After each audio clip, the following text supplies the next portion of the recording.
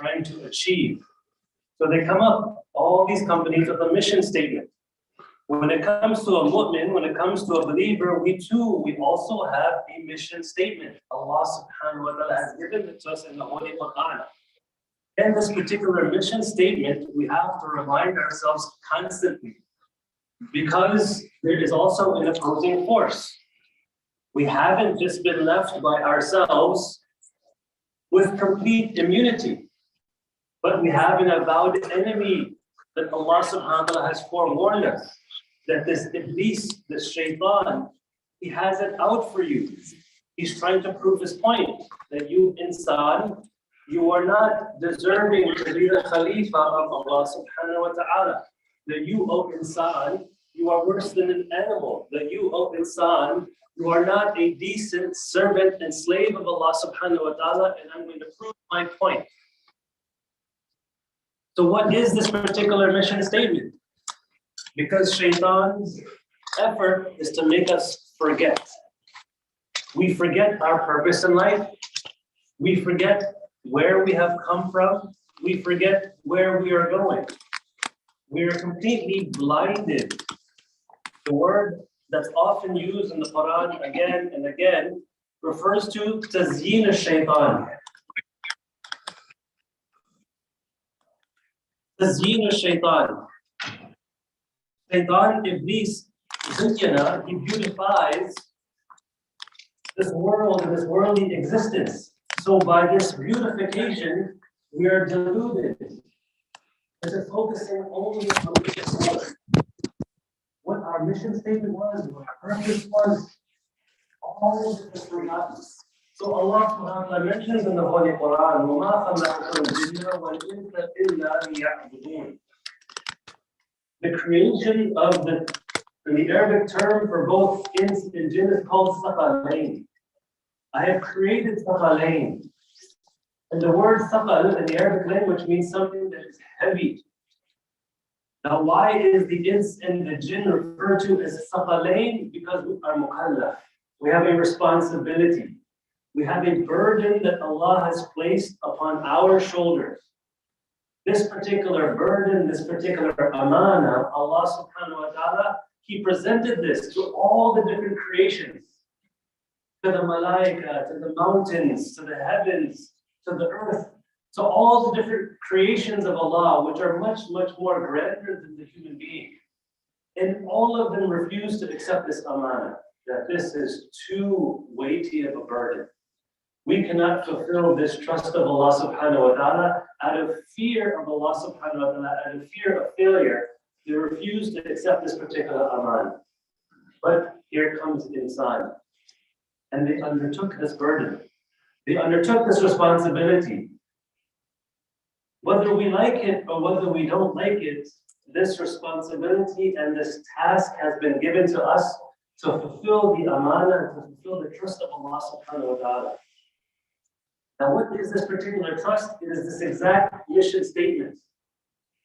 That Allah hasn't created us for any other purpose other than worship of Allah subhanahu wa ta'ala. And shaitan is trying to make us forget this particular purpose. So Nabi Kareem alayhi salatu wasalam, he gives us some advices how we should not forget this mission statement. And don't get me wrong, I'm not saying that the 24-hour life has to be revolved around the masjid and always being in prayer and only reciting Quran, only making dhikr and doing nothing else. This is not the intent. This is not the sunnah also. Rasulullah sallallahu alayhi wa sallam, his sunnah, his way of life, was a very practical way of life. He showed us in person what the lifestyle of a believer ought to be. And the hadith mentioned that Nabi Kareem alayhi salatu wasalam, when he was in our midst, and whatever we would talk about, he would talk about that with us. He would engage us in our discussions. Whenever they would have some free time, Nabi Kareem alayhi salam also participated with the Sahaba and the family in their free time in merrymaking and all of those things. But our mother Aisha radiallahu anha mentions, when it came time for salah, when the adhan would go off, then the whole countenance and the face of Nabi Kareem alayhi salam would completely change. then it's as if he forgot everyone and everything, and only remembers Allah subhanahu wa ta'ala. Then I'll put everything on pause. Let's put everything else on pause. The order and the injunction of Allah subhanahu wa ta'ala comes first. Now for us, we have to be following in the same footsteps of Nabi Kareem alayhi salatu wasalam. We can have, mashallah, all of the free time. We can enjoy our family time. We can have our vacations. But when it comes to the hudud and the boundaries of Allah subhanahu wa ta'ala, we need to ensure that we do not trespass the limits. We do not transgress beyond the bounds. When the time for prayer comes, whether we are at our high school, whether we are at our college classes, whether we are at work, whether we're in the gas station pumping gas, or on a road trip, a lot of times, for people that I know personally, when it comes to safar, they don't even pray. Oh, there's no place for me to pray. Oh, I don't feel that my clothes are clean, or 1,001 excuses. But these excuses are not valid in the court of Allah subhanahu wa ta'ala. We give ourselves leniencies that Allah hasn't given us. So what is this nasiha and this advice that Rasul conscientizes us? That if you understand this one particular point, this will make our mission statement very clear in our minds daily. One hadith, one narration, it's narrated through the tariq and through the sanad of Imam Mujahid, who was a very famous muhaddith. He's a very famous mufassir amongst the tabi'un. And he was a companion of Hazrat Abdullah ibn Umar radiallahu anhuma. So he narrates the hadith that Ibn Umar radiallahu anhuma, he told me that أخذني رسول الله صلى الله عليه وسلم بكتفي, that Nabi Kareem alayhi salam grabbed hold of me by my shoulder to make him aware that what I'm about to tell you is very important nasiha. So Rasulullah grabbed me, فقال, and he told me, كن في الدنيا كأنك غريب. That, O Ibn Umar, pass your time in this world as if you are a stranger. That's how you should pass your time in this world. Behave in this world, exist in this world as if you are a stranger. أو عابر السبيل, or a traveler. وعد نفسك من أهل القبور, and consider yourself amongst the citizens of the graves. That's how you should see yourself in your 24-hour existence in your daily life. Pass by this world, your days, your weeks, your months, and your years as if you are a stranger or a traveler. And how many times we have traveled when a person goes on safar? Out of the food, we take the basic necessities.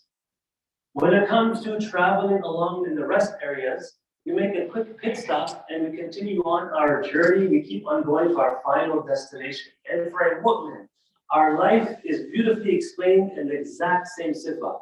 We are just traveling. We didn't start our journey here. This world isn't the start of our journey. It's in the middle of our journey. We came from alam al-arwah.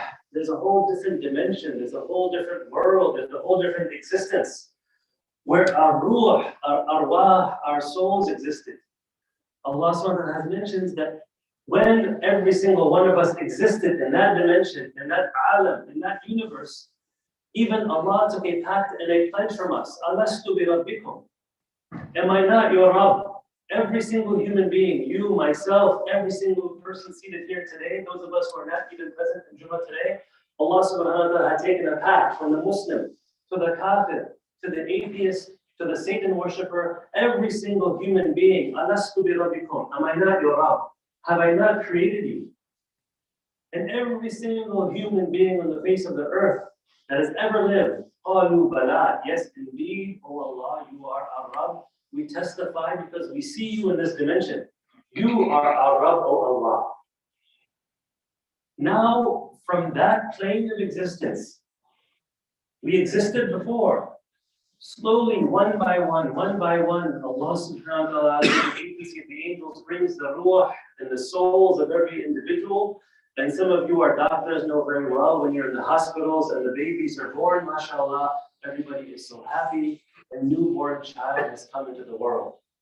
And outwardly, it seems as if this is the new creation that has come into existence. He's existed before. He or she has existed before. Now, He's living in this realm, in this particular existence, he or she. But this particular existence is very short-lived. Nabi Kareem has mentioned that Ummati, the Ummah, the lifespan of my Ummah, between 16 or 17 is roughly between 60 and 70. 60 years and 70 years. For how many thousands and thousands of years have we existed before we were born? And after we die, how many thousands of years will pass on and pass on? Yani before Allah subhanahu wa ta'ala resurrects everyone. So our short time in this dunya is just a paltry couple of days. When a person is resurrected, Allah will ask, how long have you been in the grave? قَالُوا يَوْمًا أَوْ بَعْدَ يَوْمٍ. The citizens of the grave will say a day or part of a day. That's how long we're in this dunya. So with a short pit stop of life that we have, كن في الدنيا كأنك غريب أو عابر السبيل. Exist in the short little pit stop of this life that we have, the short small test that we have, as if you are a traveler, because indeed you are a traveler. We're going back to Allah subhanahu wa ta'ala. And how foolish would a person be that for the small little pit stop and the short little break that we have, a person is trying to enjoy all of the luxuries and forget the mission, forget the destination of where it is that we're going. And Nabi Kareem gives us this nasiha towards the end of this narration, وَعُفْتَ نَفْسَكَ مِنْ أَهْلِ الْقُبُورِ. Count yourself. Think of yourself that you are already amongst the citizens of the grave. Already pretend that you have already died. And this is that nasiha that helps us to remember our mission. Every single day a person should remember that this could be my last day.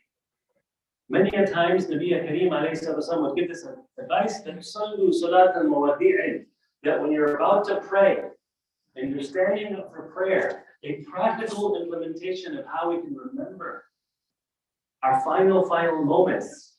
When Malak al-Maut will take out our ruh, a very practical implementation of this type of dhikr al-maut is that when we're ready to pray our 5 times daily salah, at that particular time, bring in mind that this could be the very last salah of my life. Let me make it count. Let me make this a beautiful salah before Allah. If we do this, it's like a dose, small little medication, 5 times a day. Take these tablets 5 times a day. What is that? The small tablets and caplets of dhikr al-maut. And this will be enough for us to save us from the deception of shaitan. Because he's trying to make us forget about maut, forget about death. Live life, you only live once. He tries to make us remember life and living and getting the most out of life. What does Allah and Rasul want? Remember your death. You have some place to go. You have a responsibility. You will have to give an account of everything that you have done. And shaitan tries to do the exact opposite. Don't even worry about that. Live as if there's no tomorrow. Just keep on living your life, don't worry about it. There's no hisab, there's no kitab.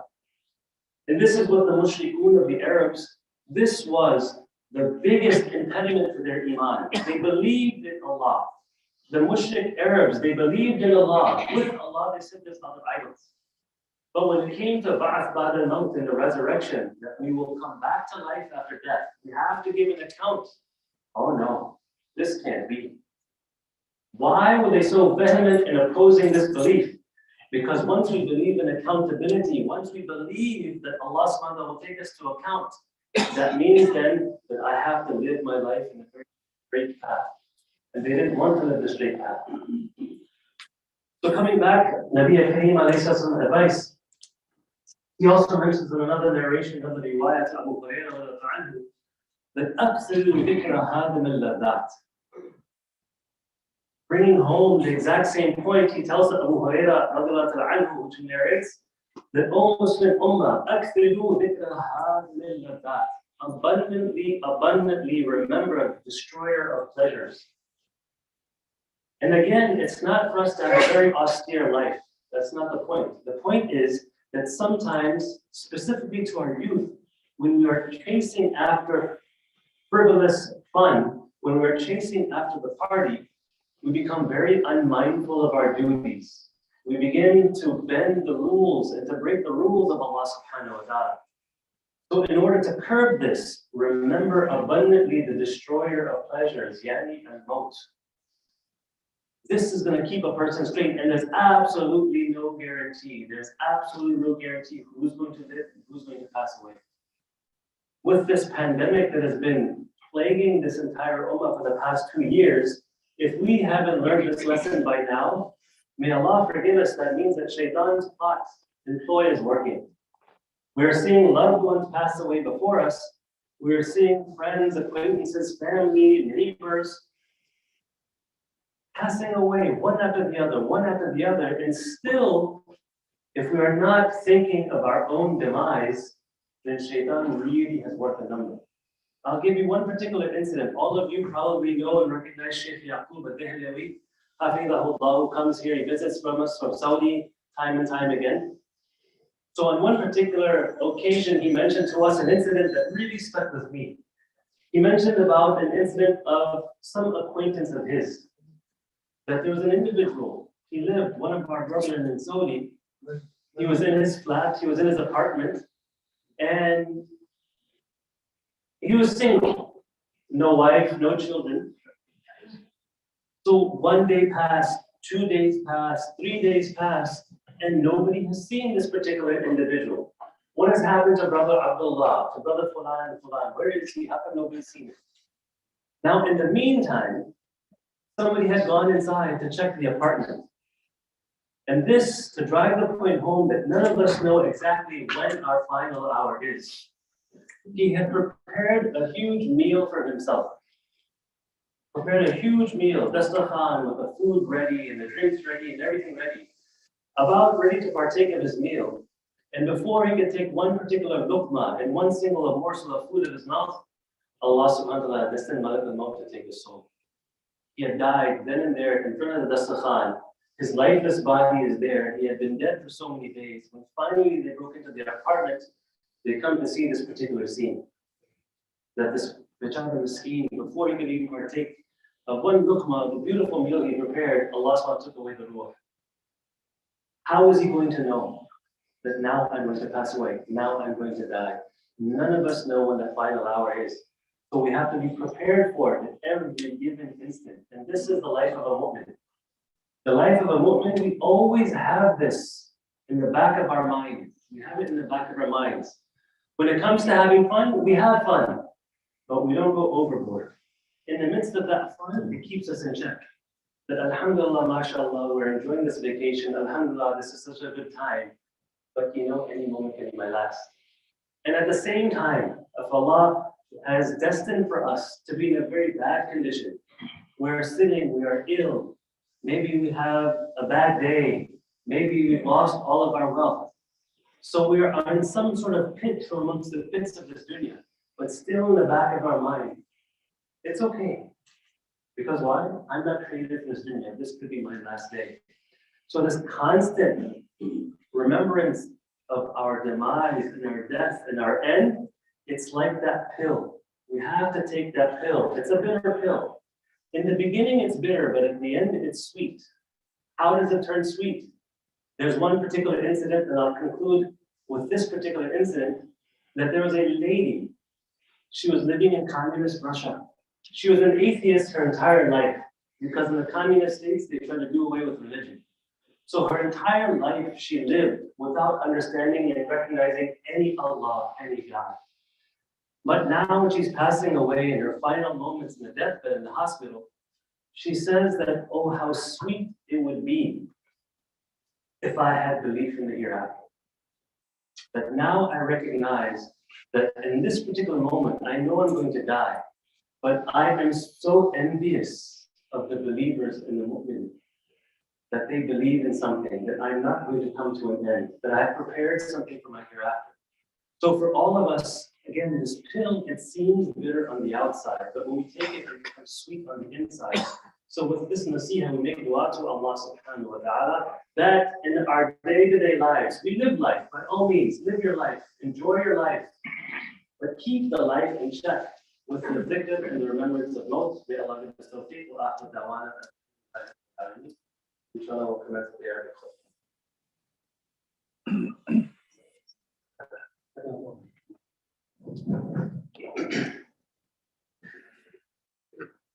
إن الحمد لله نحمده ونستعينه ونستغفره ونعوذ بالله من شرور أنفسنا ومن سيئات أعمالنا. من يهده الله فلا مضل له ومن يضلل فلا هادي له. وأشهد أن لا إله إلا الله وحده لا شريك له، وأشهد أن سيدنا ومولانا محمدا عبده ورسوله أرسله بالحق بشيرا ونذيرا بين يدي الساعة. من يطع الله ورسوله فقد رشد، ومن يعصهما فإنه لا يضر إلا نفسه ولا يضر الله شيئا. أما بعد، فقد قال الله سبحانه وتعالى في القرآن المجيد: ألهاكم التكاثر حتى زرتم المقابر.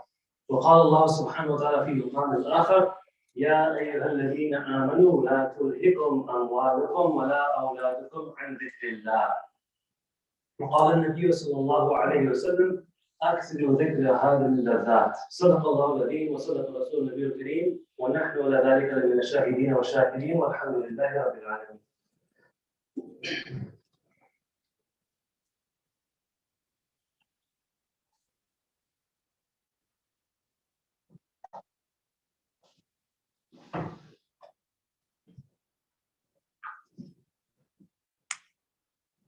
الحمد لله رب العالمين، والصلاة والسلام على سيد الأنبياء والمرسلين وعلى آله وصحبه أجمعين. أما بعد، فقد قال الله سبحانه وتعالى في القرآن المجيد بعد أن أعوذ بالله من الشيطان الرجيم: بسم الله الرحمن الرحيم. إن الله وملائكته يصلون على النبي يا أيها الذين آمنوا صلوا عليه وسلموا تسليما. اللهم صل على سيدنا ومولانا محمد وعلى آله وصحبه أجمعين. قال النبي صلى الله عليه وسلم: أرحم أمتي بأمتي أبو بكر، وأشهدهم في أمر الله عمر، وأصدقهم حياء عن عثمان، وأقضاهم علي، وفاطمة سيدة نساء أهل الجنة، والحسن والحسين سيدا شباب أهل الجنة، وحمزة أسد الله وأسد رسوله. اللهم اغفر للعباس وولده مغفرة ظاهرة وباطنة لا تغادر ذنبا. الله في أصحابي لا تتخذوا غرضا من بعدي، فمن أحبهم فبحبي أحبهم، ومن أبغضهم فببغضي أبغضهم. وخير القرون قرني، ثم الذين يلونهم ثم الذين يلونهم. إن الله يأمر بالعدل والإحسان وإيتاء ذي القربى وينهى عن الفحشاء والمنكر والبغي يعظكم لعلكم تذكرون. فاذكروني أذكركم واشكروا لي ولا تكفرون، وأقيموا الصلاة.